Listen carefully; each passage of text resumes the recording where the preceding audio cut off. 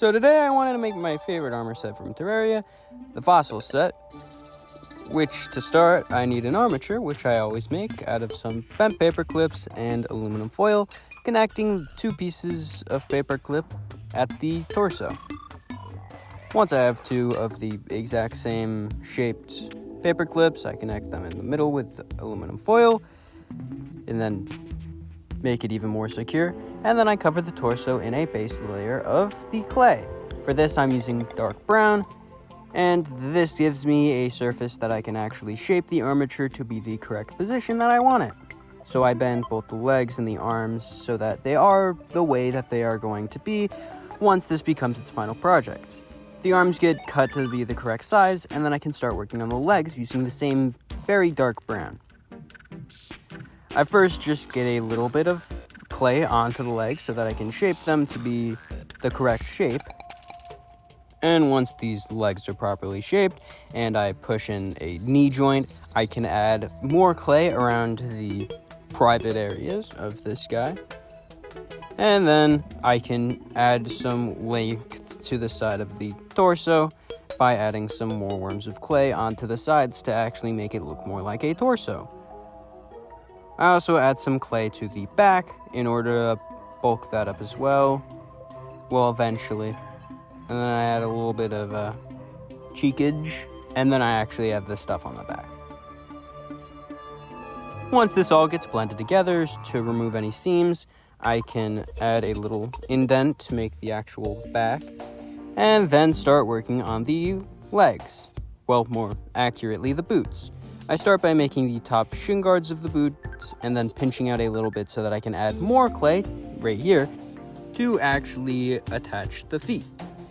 Once the feet are attached, I can position them so that this guy can actually stand in the way that I want him to stand, and then I can add some slightly lighter accents to the tops of the boots and to the front of the feet in order to give this a light amount of shading since I don't know how to paint.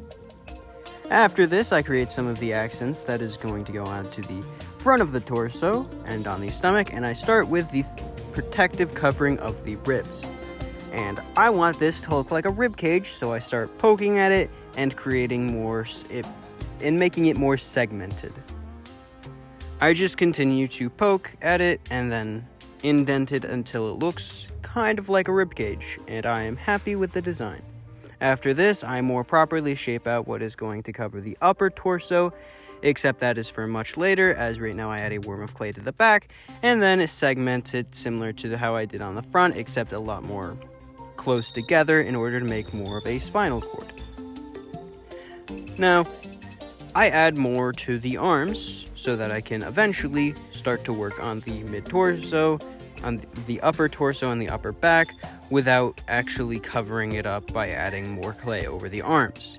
Once I have more on the arms, I can start working on the shoulder pads. On the shoulder pads, I add little indents so that I can create spikes coming out of them, because the shoulder pads on the actual armor set have two spikes coming out of them. So I create the two spikes coming out of them on both sides, and then I create an indent in between the two spikes to make them look more segmented once again, because I really like the segmented design.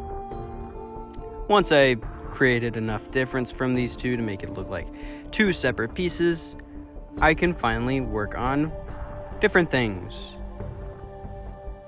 Although this does take some time, those different things are, again, highlighting the top of the spikes with the, again, slightly lighter and more yellow clay. After that, I can add the two flat pieces onto the back, and then the two pieces onto the upper torso and the upper front. Once I have all of those, I can add the little gem of amber colored clay onto the front between those two pieces that I added, and then I can add the same highlighting once again. I just add two worms on the upper portion on both the front and the back, and once I have that, I can start to work on the arms. Except not yet, because I felt that the mid-torso was a bit empty, so I gave the guy a belt. This belt is the same color as pretty much everything else, and then because the armor set doesn't have any actual upper arms or gloves, I made some tan and made some actual human arms. Except since I don't like making fingers, I just made mittens. The front hand is outstretched, actually holding some weapons in the future, and the other one is facing more back. I added a wire into the front hand so that it could actually support the thin weapons that I'm going to make in the future, and then I covered the section where the tan and the black meets in a worm of clay to create a further up seam and have it be more exact. Then I added a little clay to the front for texture and again coloring and making it lighter. Then I made 3 worms of brown and 3 worms of green in order to make poison throwing knives. I just combined these two with the brown part with the top of the brown part being indented a little bit to make it more like a knife, and then I make a little white with a cloud.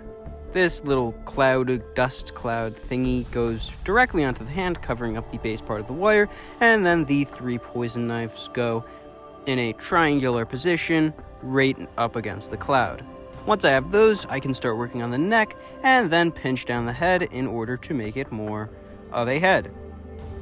Of course, since there is a mask to this, I'm only making the lower part of the head because the mask covers everything else, and it even covers the lower part of the head, but I wanted it to peek through just in case. And for the head, I make out of the same tan yellowish color a little bucket to cover the head. This gets cut into the proper size, and then a little snout is added. Right here, I make it better, and then I make ears. Wait, no, I make nose holes, and then eye holes that are bigger than the nose holes. And then once I have the eye holes, I work on the small holes right behind the eyes. After this, I had the 4 little spikes going out the back of the head, the first 2 acting more like horns, and the bottom 2 being horns on the back of the jaw. I don't really know what they are, but there's definitely 4 spikes on it because that's what the design shows, and these all get blended in to give no obvious seam. Once these 4 spikes are fully blended in, I can start to add some teeth, which are just poked into the front part of the skull. Once I have that, I can start to add little black detailings to make the eyes and some of the holes look empty. I start with the smaller holes behind the eyes, and then I do the actual eyes. These just get pressed in so that they look very hollow and deep. Then I add in a light yellow some eyes so that you know that there's actually a living person in there, and then another amber colored clay gem on the top in the middle of the forehead. Then I connect the head back to the body and blend it in so that it doesn't look like I haphazardly put this together, even though I did. After this, I flatten a ball of tannish yellow clay for sand and press the guy in, and with that it's done.